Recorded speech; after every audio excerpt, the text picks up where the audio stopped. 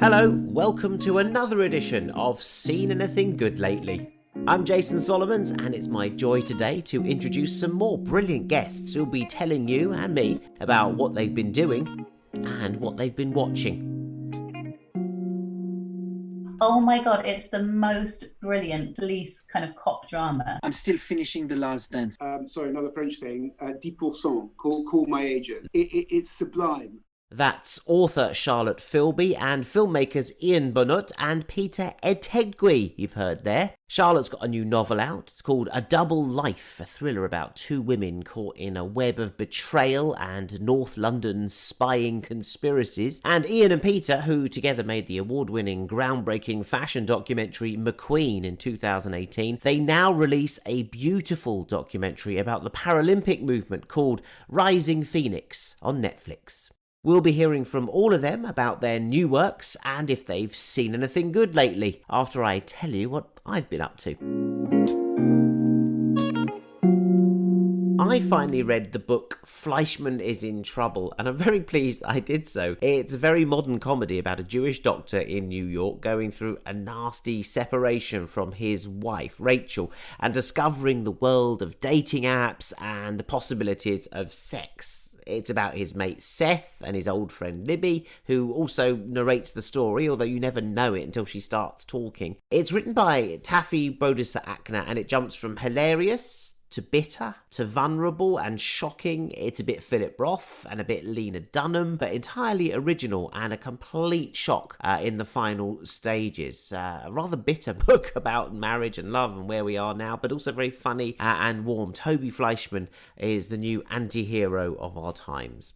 So that's a bit of a must-read, really, and I'm glad I've done that now. As for watching, I've enjoyed the new Pinocchio movie from Italy's Matteo Garrone. What a wonderful-looking film that is. It's by the director who, in his Neapolitan mafia epic Gomorrah, gave us one of the best films of the 21st century so far, and he now finds the same darkness and violence in the 19th century, in that most Italian of fairy tales, Pinocchio. Garrone also did Dogman and Reality, and he gives us a live action version of Pinocchio here and tries to stick quite closely to that original 1880s story by Carlo Collodi. It stars Roberto Benigni, who actually became a bit of a cropper not that long ago in his own version trying to tell the tale when he played the puppet. Here he's much better as the elderly Geppetto, the poor carpenter who carves his son out of a bit of cursed wood. And the kid in it too is amazing. He's got this CGI mask type face that's one of the most unsettling sort of looks and visages I've ever seen on screen. It makes it a very creepy family film that wobbles between charming and funny and plain weird, and I suppose it's a typical Matteo Garrone theme. It's about the harsh contrast between reality and innocence. Be careful what you wish for, I think, is what he's saying. Oh, and I've also been watching the football, that Champions League playoff situation where they kind of put all the games into one little mini tournament. I hope they kind of keep it. I really enjoyed it, and I enjoyed the progression. Really enjoyed Bayern Munich beating Barcelona. That was amazing. I really enjoyed all the games, including the final, which I thought was very close, but definitely Bayern Munich won. So that was one hell of a drama. Can't we have that every year?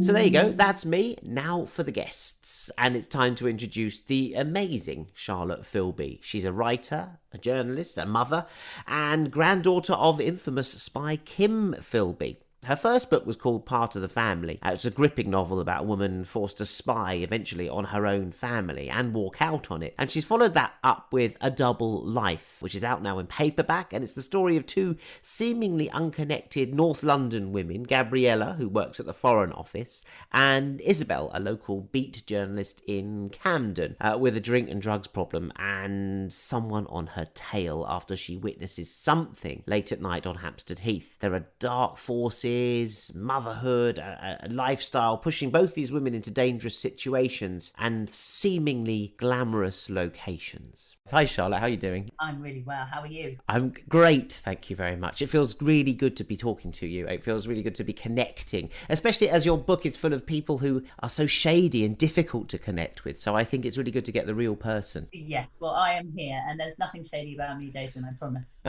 Your book, A Double Life, deals with women who are caught up in the spy game of some sort. One of them more overtly than the other, Gabriella, who actually works for the Foreign Office. Is this something? It is a world that you know intimately through your surname, and we talked about that before. But is the actual world of the Foreign Office a world that you know? And can you get to research it? How do you get to find out about it? Well, it's not a world that I know at all. Other than I've sort of been fascinated by it when I was younger. It was, sort of being in the Foreign Service was the kind of job that I aspired to. I love the idea of sort of a degree of subterfuge and traveling, and it's sort of lots of parties. It felt like it combined many of my favorite things. But actually, I didn't know a huge deal about it. So when I decided that she needed to work and Gabriella needed to be based in the Foreign Office, I just got in touch with people. And what I found amazing in the process of writing is how generous people are with their knowledge and their time. So I know a few people who work there and have worked there, and they help me fill in the gaps. Yeah, well, I mean, it's pretty intimate. What I love about it is that it's sort of foreign subterfuge, and it's dealing with counter-terrorism and terrorism and Moscow and Paris and all around the world. And yet it's an office like every other office in some way. The office politics are the same as if you were in a woman's magazine or a or a stapling office in Kent. Well, exactly. I think that the humanity that is at the heart of how we all sort of communicate with each other at work, and it sort of goes across the board. But what I loved about when I was asking people about the descriptions was finding out that there's like this tiny little Costa concession, and the fact that all the actual layout of the building made no sense. So, sort of these seemingly arbitrary numbers and letters on each doors, as if they sort of serve to confuse more than anything, which seems to be one of the aspects of being in the Foreign Service. So it all felt like it sort of tied together quite neatly. And that comes very much to the fore in one of your characters, Gabriella. And the other bit of you that you mentioned there, being a newspaper reporter, comes very much in the other character in A Double Life, Isabel, who works for, I don't think you say it's the Camden New Journal, but it certainly is something that's like the Camden New Journal, a local paper. Camden News is completely different. Completely different, rival publication. Yeah. Well, I actually did an internship at Camden New Journal when I was doing my NCTJ newspaper training. The interesting thing about this book is that the Isabel story I actually wrote 10 years ago when I was on my first maternity leave from the newspaper I was working at, The Independent. I only decided to use Isabel's story in tandem with Gabriella's story after I'd written Gabriella. So suddenly realizing that this manuscript that I had languishing in a drawer for 10 years fitted with what I was trying to do, and actually sort of understood that this was perhaps subconsciously what I've been working towards all along, or at least since I started writing the Gabriella book, not that I had. Wow, I had no idea, Charlotte. So you literally got it out and thought, oh, well, I'll just slot this in. Or did it need some updating? You've become... It needed a lot of updating. Because you've become a better writer. You can use commas and full stops and semicolons even now. Semicolons, not always in the right place. Sometimes just, with a sort of pretentious. But yeah, so I feel, I definitely had to go through and rework some of it, but a lot of it as it was. And I feel that actually there's an integrity to it because I was much younger. I was only 12 at the time, obviously. Well, you were a prodigy, it's true. Yeah, well, of course. Yeah, I loved your first book very much, and I loved it because of its North London locations that I know and love, and I know that you know and love, and you use them very much. And you're in the same milieu again. We're a lot in North London. Yes, sometimes you go to Richmond and sometimes you go to Moscow, but essentially they're both sort of North Londoners, and they live in these areas that we know, and they walk to Kentish Town and they go on the Heath and places Were you worried about reusing those same things, or did you think that actually that's what I do, that's my patch, like Morse is in Oxford, this is where I am, I'm gonna it's one of them, part of my brand? Well, I've really grappled with it because in one sense I was concerned about it. It made me feel like I really need to go and live somewhere else, because I've always lived in a sort of relatively small area, and clearly these are the only places that I seem to go back to when I'm writing fiction. But actually I think it made me realize that what I love is if you read all 3 of the books, which the third one I'm finishing it. Well, I can't read it yet because you haven't finished it. You can't read it now. I mean, unless you could read my mind, which would be terrifying. But once you do, the idea is that you can weave back and the place, you will see sort of snapshots of characters from other books. So I decided to use the recurring geographical location as a feature rather than as a... Wow. This is very thought out and very clever. It is. It's all very, very well thought out in advance. I was even writing things I didn't know I was writing 10 years. What I love about your books is that, yes, they get into the skin of the characters and they're very much about family life and mothers and children, and they're very emotional, and yet you also, which quite a lot of writers don't bother with, you're quite heavy on plot and plot twists and actually making them exciting and dramatic, and that's a real plus, I have to say, because you have to read on to the end. It's not all about style and interior monologue. There's real events happening, real mystery. I have such a short attention span when it comes to reading, and I've become sort of programmed by reading so many crime thrillers that if there aren't constant twists and turns, I find it easy to get bored, if I'm honest. Or, I just always feel like if I can crowbar in another sort of twist or something to make it more compulsive and more pacey, I just really enjoy that as a reader. And I do feel like there needs to be the contrast. If you don't have the quieter moments, then you need the quieter moments to give power to the pacier plot line. Yeah, I always think those are the hardest bits to do. I think one can do thinking, one can do emotion, but actually kind of to make people heart pound as the pounding on the streets and get your heart pounding and what's coming around the next corner and who's going to be lurking. Those I think are really skillful bits of writing and difficult to do. And that's I watch a lot of movies, and obviously that happens in movies with music and tension and pacing, but to do it in books, it seems to me a real skill. So congratulations on that. And it makes me wonder then, if you say you've been watching a lot of crime thrillers, I wonder if you've seen anything good lately, Charlotte Philby. What have you been watching? Oh, I have been watching a lot. I've been trying to think about the things that I have most enjoyed, and I would say that the series, I was sort of like, sort of wrote down some and sort of put them into columns, and I would say series are winning out for me at the moment. Yeah. Bosch. Have you ever watched Bosch? Bosch? No, what's Bosch? I could tell from your response that you have never watched Bosch.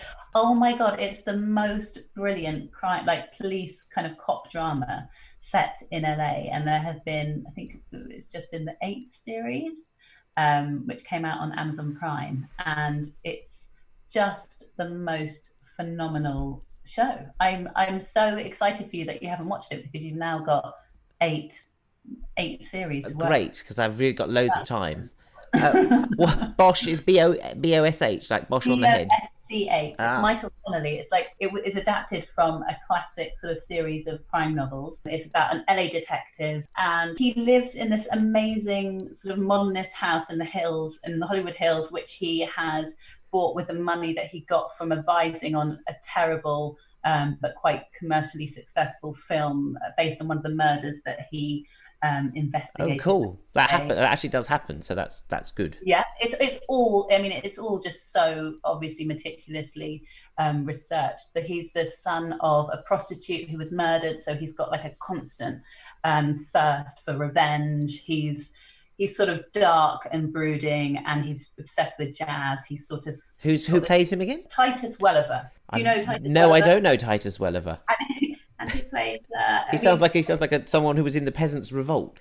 I mean, he might have done. He's amazing. He's very sort of politically active on Twitter, so I thought you might have heard him from that. No, well, I should. I mean, it sounds great. And so there's the ongoing psychological development of him, and then each episode there's a sort of mystery, or each season. There's a new case, and it gets better and better. It's it's slightly it becomes slightly formulaic, but in a way that I find comforting. So it's like Morse, and that you sort of know certain things that are going to happen. And do I have to start at the very beginning, or can I join at season 4? I think it's worth sort of trying to go through from the beginning if you can.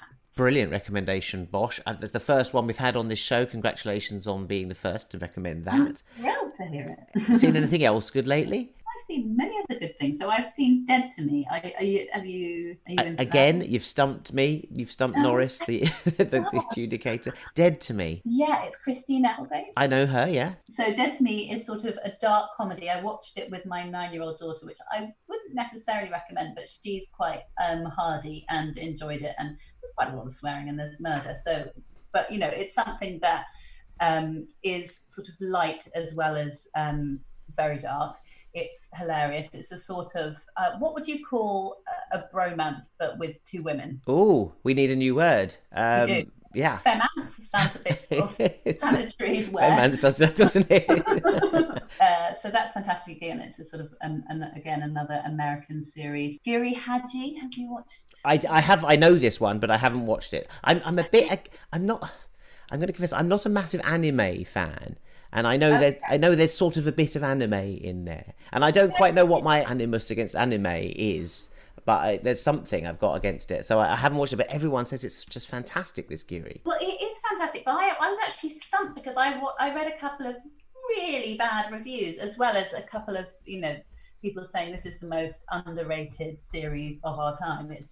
It's phenomenal. It's like a real epic. It's sort of set between London and Japan. It has Kelly MacDonald, and it's just, it's brilliant. But a lot of people don't like it, and possibly for the reason that you say. But I don't know if I would agree with that. No, yes, it's something I need to sort of get over. And when I do, then I go, oh my God, that was great. When I do, because Takeshi Miike, for example, filmmaker, he sometimes puts bursts of anime into what is, just a normal film sometimes. And it does work.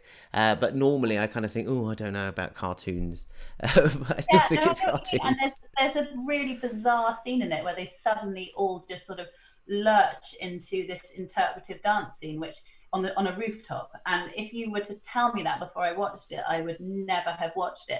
But it was so powerful that it made me weep. I mean, it shouldn't work, but it does. And I sort of, it's brilliant. Charlotte Philby, how fantastic to get some of your brilliant recommendations, and how fantastic to be gripped by your novel. You see, I haven't finished it yet, Double Life. I'm halfway through, almost precisely halfway through. I'm absolutely gripped by these two characters, their two stories, the setting, everything. And now you tell me there's a third coming along. Well, I don't know what to do. It's a very good idea making 3, because then you have to sign a 3-book deal, don't you? And you go, yeah, but it's not finished yet. There is that, and also I've got 3 children, and the first 2 have been dedicated to Rosa and Jessie. So if there's no third, then basically I've just ruined, I've sort of stated something terrible to my third child. So all we know about the third book is that it will be dedicated to your, I don't know the name of your youngest. Xander. Brilliant. Yeah. So we know that much. That much you'll give away, because really you do play it close to the chest. It must be very exciting to kind of know that you know the ending when you're writing it, and then not to kind of gallop towards it and kind of keep the suspense going. I don't always know the ending. I think that's really important. I interviewed Lee Child once, just before I started trying to write a crime novel for the first time. He said, I never know the ending, because otherwise I would be too bored by it before I sat down to write it. And I thought that's completely bonkers. But I sort of I totally understand what he means. And now I sort of have an idea of an ending, but I'm sort of tricking myself. So I know what I'm working towards. And then inevitably it completely transforms in the writing. And I think that is what keeps it fresh. That is a very good writer's trick, Charlotte Philby, to leave us with. And finally, given that you're watching so much telly and enjoying it so much and being so good talking about it, there was talk of you making these into telly, Double Life and Part of the Family. Any advance on that you can give us? Well, it's very, very much in the final stages of negotiation. So things have been sort of rocked by this current period. I think everyone's sort of working out their timings, and but there is news to come, Jason. Oh, and will you are you involved in the writing of it, or just in the? You know what? I've always wanted to try screenwriting, but I thought I would try with somebody else's work, not my own, for the first. So no, I would not. I would like to be involved as a sort of consultancy role, but I also really understand the power of delegating. So I'll hand it over to somebody with more experience. Well, and it's a very good way to learn, and then you'll see, and then you go, oh yeah, I could have done that. Exactly. We wish you all the best with Double Life, and lovely to catch up with you, and congratulations on that. And let me know when the TV series happens. Or I will. Yes. I will. for sure. Absolutely. Of course you will. You'll be dancing around. You'll buy yourself a Killing Eve outfit for that. Charlotte Philby, thanks so much for joining me. And A Double Life is out now and published by Borough Press, getting great reviews. And my next guests are a directing duo, Ian Bonhote and Peter Ettedgui. They won awards for the excellent fashion documentary McQueen about the London designer's career and that fantastic exhibition that refocused cultural spotlight on him. And they bring a sharp physical aesthetic now to a new documentary on Netflix. It's called Rising Phoenix, and it's about the Paralympics, the athletes who now take part, the politics behind it all, and the ethos of its founder, Ludwig Gutmann. It looks great, and it's a treasure trove of thrilling, moving, personal stories. But dare we call it inspirational? There's a whole area, I suppose, of what is called inspiration porn amongst in disability community, which can kind of, like, you can see that might cause offence to people who, maybe struggle to get through the day, let alone inspire someone else. But I think that what was amazing to us about the Paralympians, and Bebe actually said this great quote, which isn't really in the film, unfortunately, because it didn't quite come out right in the telling, and would have just taken too much screen time. But she says, with Olympians, you start, if you want to become an Olympian, you start at the point of zero, and you train and you work all your life to get to 100. And then she says that with a Paralympian, the problem is you start with minus 100 and you have to get to zero. And then you have to get from 0 to 100. So you kind of I think any athlete's story can be quite inspiring. But with the Paralympians, they have had this whole story that Jean-Baptiste talks about, overcoming great challenges and difficulty and the sort of apathy or even discrimination of society around them. So, I mean, I think in broad terms, I think, almost using the Paralympics as a metaphor for the human condition is incredibly inspiring. And I think what you've done is found a beauty all the way through, a savage beauty all the way through this exercise. The people themselves are beautiful, their stories are beautiful, and the story of the Paralympics becomes beautiful in a way. I don't know, you spoke to more of them. You spoke to Bebe Vio, as you mentioned, and Ellie Cole and Riley Batt. Did you find, Ian, that while you were interviewing them, that there was a common thread through them all? Because, as I say, all their stories seem different to me. I mean, the common thread is actually by becoming elite athletes and actually getting more and more successful and more known. The thing which Peter and I was, really impressed by them is how much they wanted to give back to the community and how much they felt that what they were doing could change people's mind and could change things. I think all of them were in love with their sports. They didn't start the sport to do the message. They were sports people. I was amazed by some of these people. I have to say that I'm no expert on Paralympic Games. I watched 2012 like you, but it was probably my first introduction to it. First time I went to the Olympic Stadium was for the Paralympic Games. But some of these characters I didn't know, particularly Bebe Vio, the Italian fencer who you concentrate on. I mean, what a character she is, Peter. Extraordinary and extraordinarily beautiful. I mean, I just thought she was almost a fashion icon. We met her. We'd sort of talked with her parents. We met her for the first time the night before we started a 3-day shoot in Rome with her, and just her coming into the restaurant. She was late, and she kind of came into the restaurant. There's this sort of energy and charisma about her that is remarkable. And people were in the restaurant were coming up to her and sort of, they knew, in Italy, everyone knows who she is. Elsewhere, no one knows who she is. But, she was amazing. Her attitude to life and her hunger for life are, they are truly extraordinary. They make you kind of feel kind of, she picks you up and, you're just completely transformed by her energy. When I went back to fencing, I said, okay guys, I'm Bebe, and without the legs and the arms, I just want to do fencing. It's impossible, fencing, you do fencing with these 3 fingers and then the waist. So that's the part that you need, that's the fencing, and you don't have this part, so you cannot do fencing.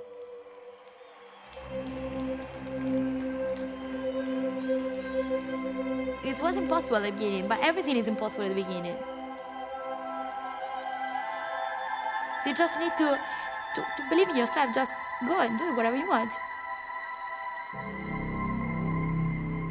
Was the idea, I'm assuming, because 2020 we should have been right in the Paralympics now in Tokyo. In your speaking to some of your subjects and the Paralympic movement, how was the disappointment over all this of postponing Tokyo 2020? Or are they all just saying, right, we're just going to look forward to Tokyo 2021, Peter? Well, we didn't, we interviewed everyone between last July and December was our last interview. Yeah, so, late November. So no one knew about COVID, let alone the cancellation of the Paralympics. We've seen many of them since on Zoom. They're used to this. Yeah. I mean, shit happens. Shit happens a lot in their lives, but also to their games. And so I think that they kind of go with the flow. They ride those punches, and they'll all come back stronger, and they are ready. I mean, the thing about Tokyo, I think, that will be provide a certain level of disappointment is that they're all so excited about these games. They all think that Tokyo is going to just even better than London. Congratulations, guys! It is yet another beautiful film from you guys. I'm going to ask you now, though, if you've seen anything good lately. Ian Bonhote, what have you been watching? I'm still finishing The Last Dance. I'm one of those little kids from Switzerland which completely fell in love with American culture in the 80s, and my room was like literally, I even still got some of the 1980s Air Jordan pair that I bought and I never used. But in docs, we were talking about the Putin one. I really enjoyed the Putin one, didn't we, Peter? Yeah. We just watched that both. In terms of the documentary, The Space Where We Work In, that was a very good. Which is this one? I don't know this. What this one about Putin? Yeah, it's how is it called, Peter? You always remember the names. Putin, something Putin and the spy. It was really well tailored and really well and very interesting because he's a presence now. He's managed to win that vote, so he'll be easily in power to 2035. So it will be for our personal lives. It will be probably the only leader. It'll be the thread of our lives in our culture. It'll always be there. And what about have you managed to watch any movies? I know when it's hard, you're finishing a doc, Peter, and getting it out there. But have you been watching any movies or TV shows? Funnily enough, last night, I should preface this by saying that one of the things that not brought Ian and I together, because we were already working together, but sort of we realised that there was something a bit fated about our partnership, was when we realised that each other's favourite film, or one of each other's favourite films, was Au revoir les enfants by Louis Malle. Mine too. I got an HDMI cable and plugged it into a tiny little portable projector that I got in London. And we did an improvised screen outside here. We're in the Dordogne, which is, not very far away from where this film was shot. And we watched La Comme Lucien, which is Louis Malle's. It's the first film. It's almost like his first draft of Au revoir les enfants, and it's an extraordinary story of the occupation. We watched it outside on a kind of like big screen, and it was just amazing because it was actually like a proper movie experience. Our kids, no one was on their phones. Yeah, everyone was just absorbed and immersed in this experience, and it made me kind of realize just how much I've actually missed the not cinema per se, but just that experience. Brilliant. I love your Louis Malle references there, both Au revoir les enfants and La Comme Lucien. Brilliant films, Peter. Now you're on Netflix, of course. Is that a world that you've been exploring, Peter? A bit of Netflix? What are you catching on Netflix? Yeah, I mean, inevitably, we do. I mean, two of my favourite things during lockdown were another French thing, 10%, Call My Agent. We love 10%. We love Call My Agent here. It's sublime. And it was just, I mean, it was the second time we watched it actually, and it was just the exact tonic. And then the other thing I was telling you. What's your favourite? Have you got a favourite episode? Just because I love Call My Agent, I haven't talked about it for a while. I love the one they would go to Cannes is great. I love Cannes with Juliette Binoche. I think that is fantastic. There's a hilarious Huppert one as well, Isabelle Huppert, when she kind of wanders around filming with was it a Korean director is in her flat? I think it's like Hong Sang-soo. It's supposed to be. She's always off filming something at some point. That exactly, and they have to and it turns into a classic French farce. But also the one with Nathalie Baye and her daughter. Yeah, brilliant. Whose name I'm really sorry I can't remember her daughter, but she's also a very well-known actress. Is it Laura Smet? Yeah. Laura Smet, exactly. So the two of them together, riffing off each other, and their mother-daughter relationship is just superb. But I also love, I mean, you know, the main cast, the agency cast. Yeah.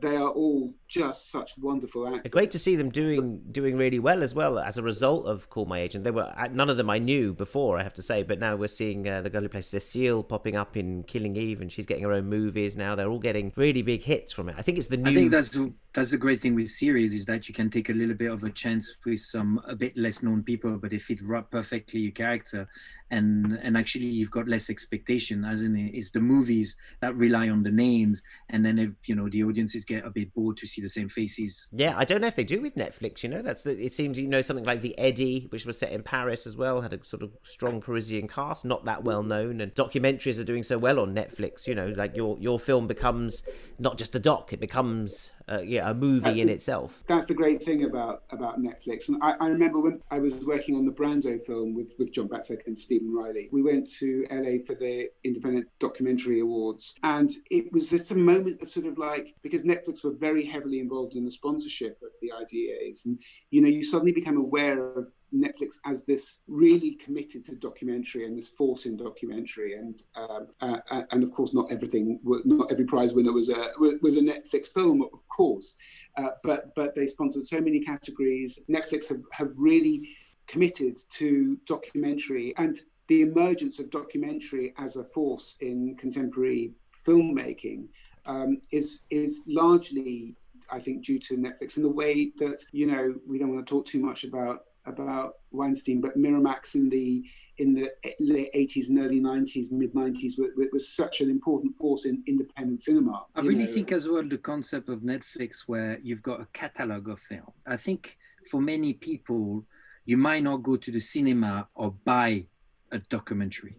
So the fact that it's there and it's part of your subscription, does that make sense? I think there's still in people's mind where the film costed less money, I should see it on TV, but now TV is sort of, you know, changing. So the fact that they're there, you might have watched the 2-3 things you really wanted to watch that's why you go on Netflix, and suddenly it's like, oh, that's something really interesting, or something, it's a subject matter I wouldn't know about. And I think Netflix allow that. Well, because let's play it's like algorithms. That's why I do this show in a way. If I'm watching Rising Phoenix, where would you, it might suggest, that you might want to see this one or that one. Where would you suggest a couple of things if you see your film, or even before you see your film, are there sort of tangentially, like, either thematic or aesthetic things that are related to your film, or is there another movie that one can watch about the Olympic movement? What would you suggest to anyone who was watching Rising Phoenix that they could watch next? I watched Crip Camp, which is a really beautiful film about the disability rights movement that kind of almost came out of this summer camp for kids with impairments and quite severe disabilities in some cases, and out of their relationships and out of their sort of like talking together about their lives outside the Crip Camp, as they called it, back in normal society, came a kind of civil rights movement, resulted in the Americans with Disabilities Act. So that was definitely a film. And then the other thing that I remember we talked about quite a bit, because in a way it's the dark side of the coin to our film, is Icarus. Oh, yes. Ian, you turned me onto that. We had to potentially talk about the issue of Russian doping as well, which was within the Brazil section of our film, which we alleged to it, but we actually left it to the side because it was one theme too many. But it was really interesting to watch that film. And that's the opposite of our film, isn't it, Peter, where the filmmaker went on to do something, and he just he stumbled onto a story that became so big, and then he ran with it, which we tend to look back at certain periods so we can control what we're doing. So it's a completely different thing, but it's a brilliant film. No, those would be a very good pair. And I was reminded in the story of your French subject, Jean-Baptiste Alizé, of Songhoy Blues, who are a Malian group, and yes. there's a film called They Will Have to Kill Us First, about sort of like, it's either banning music, but these are made of beggars from the streets, aren't they? Songhoy Blues, I mean, amazing. It's kind of like a sub. I think it's Timbuktu. They got taken over by an affiliate of Al Qaeda, and so music was prohibited. and the musicians of Songhai Blues sort of left home and went to Mali. And yeah, it's a very powerful story. The music, funny enough, we were listening to the music in the car on the way driving down to where I am at the moment in France, and it's an amazing soundtrack, amazing album, not a soundtrack. yeah, it is an amazing film, but yeah, it is about trying to stop you playing if you want to sit with that kind of overcoming that. I suppose impairments, if you like. There are some amazing stories about that. Yeah, we should talk about the amazing score of Rising Phoenix as well. I was going to ask you actually, if you've been listening to anything, Ian Bonhote, now you mentioned, but an amazing score, an amazing rap song at the end as well, hip hop track. Who's that by? Daniel wrote it, and basically Daniel Pemberton. This is your composer. The composer. Daniel wanted to make one song, isn't it, Peter? He had created that amazing soundtrack, but he wanted to reuse the main theme and sort of almost put everything together that he had developed in terms of the musical themes and the emotion into one track. And we were talking about bringing a big name to it. And I don't think Peter and I were completely convinced by all the names, but we were like, the producer thought it could bring a lot of publicity, which, you always want people to go see your film, so anything that can happen. But at some point we came across a sort of crew of hip-hop artists from the US, which they all share disability, and which was just like, the texture of the voices were interesting and stuff. And Daniel was already thinking, and he was starting to work with musician with a disability, classical musician with disability for the score itself.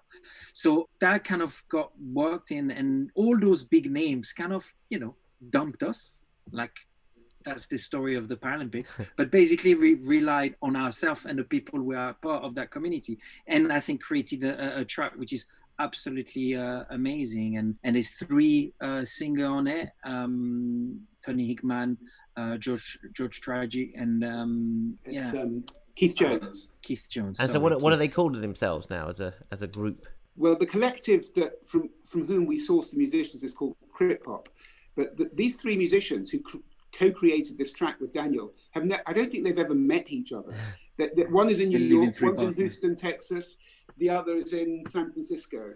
So, but it's one of the lovely things about doing this whole process is that you start seeing these relationships between your people that, so I see on Insta and Twitter that they're kind of now communicating with each other. It's also really lovely to see our athletes are communicating with each other as, So, yeah.